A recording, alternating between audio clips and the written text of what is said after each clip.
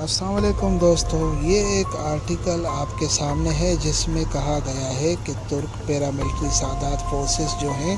ان کو کشمیر اور فلسطین میں ڈپلائی کرنے کی باتیں شروع ہو گئی ہیں۔ یہ ایک ایسے موقع پہ خبر نکل کر سامنے آئی ہے جب ایک طرف روس اور یوکرین کی جنگ جاری ہے اور امریکہ نے واضح اعلان کر دیا ہے کہ روس اور یوکرین کی جنگ صدیوں تک جاری رہے گی اور اس میں کمی آنا، یہاں ایک فائنل رزلٹ سامنے آنا ابھی تو ممکن نہیں۔ تو سوال یہاں بھی یہ پیدا ہوتا ہے کہ آخر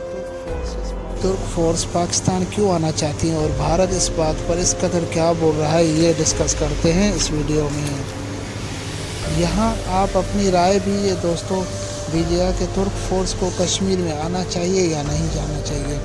اب دیکھتے ہیں، یہ خبر اس موقع پر سامنے آئی ہے کہ جبکہ پاکستان کے پرائم منسٹر ترکی کے دورے پر ڈیفنس کی ڈیل پوری ہونے کے سلسلے میں، اور اس موقع پر جبکہ ترک صدر نے یہ خواہش ظاہر کی کہ پاکستان، ترکی اور آذربائیجان ایک ٹرائل لیٹر ٹائز ہونا چاہیے، یعنی کہ یہ تین ملک ایک دوسرے کی دفاعی ضروریات کو پورا کریں اور ایک دوسرے سے فائدہ اٹھائے، نہ کہ کسی چوتھے ملک کو فائدہ دے، یعنی کہ آذربائیجان جو جنگی طیارے یا شپ دوسرے ملک سے خریدتا ہے وہ پاکستان یا ترکی سے خرید، اور اسی طرح جو چیزیں آذربائیجان فروخت کرتا ہے ہم کسی اور سے لینے کے بجائے آذربائیجان سے لیں۔ تو یہ ایک زبردست بات کی ہے ترک صدر نے۔ اب اس سادات کی ایک میٹنگ جاری تھی جس میں غلام نبی جو کشمیری بورن ہیں انہوں نے یہ ایک سوال اٹھایا، کیونکہ اس وقت نیٹو کا بھی پریشر ہے کہ ترکی پر کہ وہ یوکرین کے معاملے پہ ان کو سپورٹ کرے۔ اب یہاں انہوں نے ایک سوال اٹھایا ہے کہ نیٹو اور امریکہ وغیرہ کی مدد فراہم کرتے ہیں تو والنٹیئر کرتے ہیں اپنی فوج اور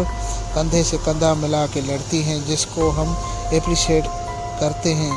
کہ آپ ایک دوسرے کے لیے لڑ رہے ہیں، یعنی کہ آپ ایک مذہب سے ہیں۔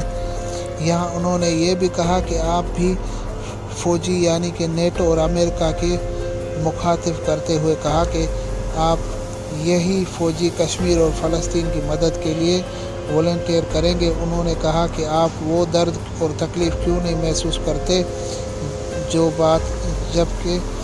جب بات کشمیر اور فلسطین کی آتی ہے۔ انہوں نے کہا کہ آپ سادات فورس کو کسی اور جنگ میں گھسانے کے بجائے کیوں نہ مسلمانوں کی جنگ میں گھسائیں اور یہی فورس ہم کشمیر اور فلسطین میں ڈپلائی کریں۔ اور اس بات پہ بھارت نے پھر سے شور مچانا شروع کر دیا۔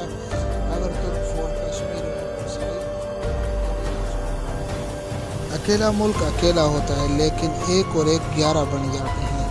اور اگر سادات کشمیر میں آتے ہیں تو ایک طرح سے یہ ثابت ہوگا کہ کشمیر ایک متنازع علاقہ ہے بھارت کا، جس کو پاکستان حاصل کرنا چاہتا ہے، اور ایک طرف بھارت کوشش کر رہا ہے کہ ترکی کو پاکستان سے دور کر سکیں۔ اس لیے بھارت کوشش کر رہا ہے کہ کسی نہ کسی طرح ترک سے ڈرون خرید لے، لیکن اس پر بھی ترک نے اس کو صاف انکار کر دیا